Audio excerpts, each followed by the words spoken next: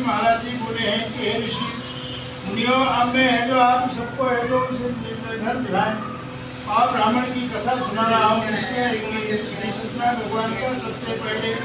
वृत्त किया था और प्राचीन समय में जो वह निर्धन ब्राह्मण काशी में रहता था और भिक्षा मांग कर के वह अपना जीवन है जो पालन कर रहा था। तो ब्राह्मण की है जो दुर्दशा देखकर के ब्राह्मणों से है जो प्रेम करने वाले है जो श्री सत्यनारायण भगवान ने है जो एक दिन बूढ़े व्यक्ति का है जो रूप है परिवर्तित कर उसके है जो पास जाकर आदर से पूछा, हे ब्राह्मण देवता, तुम इस है जो भिक्षा मांगते हुए अपने अनेक कष्टों को है जो सहन करते हो। आप इधर आ जाओ।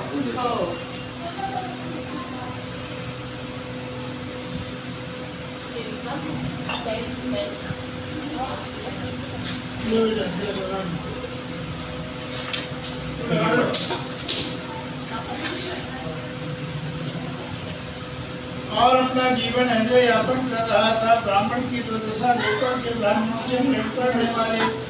श्री सत्यनारायण भगवान ने एक दिन है जो बूढ़े व्यक्ति का है जो था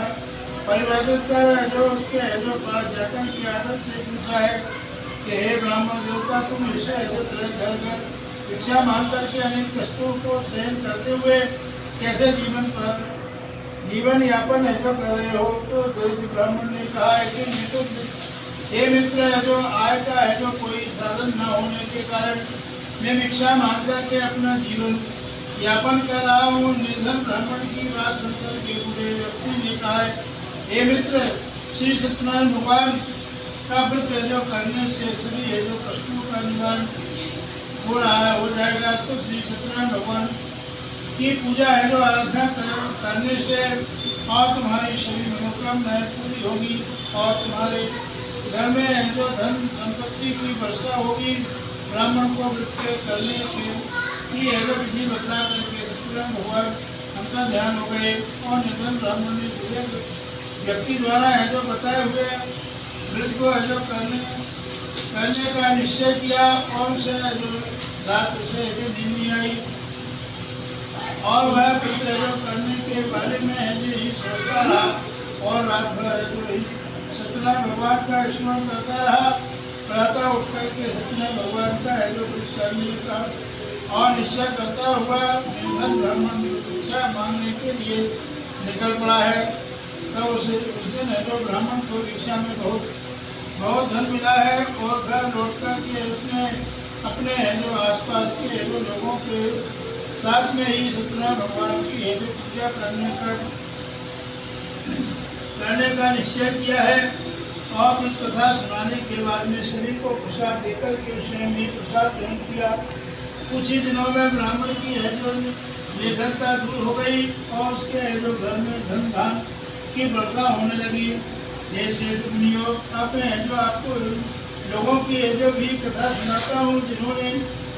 और ब्राह्मण से श्री सत्यनारायण भगवान का है जो कथा सुनकर के किया है और उनके कष्ट दूर हो गए हैं। धन संपत्ति से संपन्न उस ब्राह्मण ने है जो हर माह निर्धनता रूप से है जो आप करते हुए जब अगले माह में श्री सत्यनारायण भगवान का व्रत किया गया तो उस व्रत के प्रभाव से जो बहुत से बंधु बांधव और मित्र जो और सम्मिलित हुए हैं। उसी समय से एक बूढ़ा वहाँ से गुजरा, उसे भी बड़ी है जो प्यास लग रही थी। अतः जल पीने की इच्छा से बूढ़े लकड़हारे ने लकड़ियों के है जो वृक्षों को जमीन पर रख करके और घर के है तो आंगन में पहुँच करके है तो उस ब्राह्मण से पूछा है कि हे ब्राह्मण देवता, आप यह किसका पूजन कर रहे हो? इस व्रत के करने से क्या फल मिलता है, क्या लाभ होता है, कृपा करके मुझे समझाइए। तो बूढ़े लकड़हारे की बातें सुन करके उस ब्राह्मण ने कहा है कि मैं अपने बंधु बांधवों और भाई बंधुओं के साथ में श्री सत्यनारायण भगवान का पूजन कर रहा हूँ। इस व्रत के प्रभाव से पूजन करने से श्री सत्यनारायण भगवान की है जो अनुकंपा से निर्धनता नष्ट होती है और संसार के सुखों को भोग करके मुक्ति मिलती है। ब्राह्मण से के बारे में जान को सुन करके बुरा लग रहा, बहुत ही प्रसन्न हुआ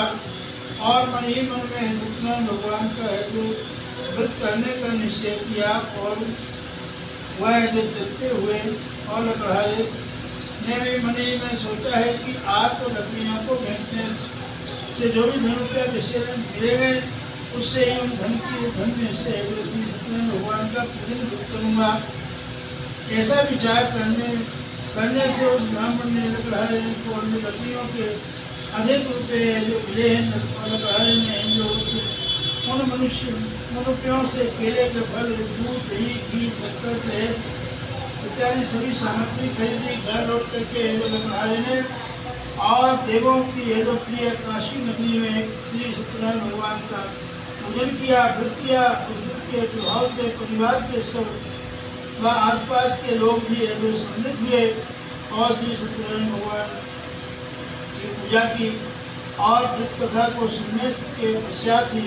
लकड़हारे ने प्रसाद बांट करके स्वयं भी प्रसाद ग्रहण किया और सत्यनारायण भगवान की अनुकंपा से लकड़हारे ने घर में धन धान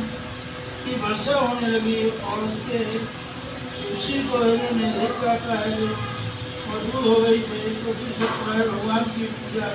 करते हुए लकड़हारा भी आनंदपूर्वक जीवन यापन करने लगा और कहा, मैं भी मोक्ष को जो प्राप्त करके वैकुंठ धाम को चला गया। श्री सत्यनारायण तथा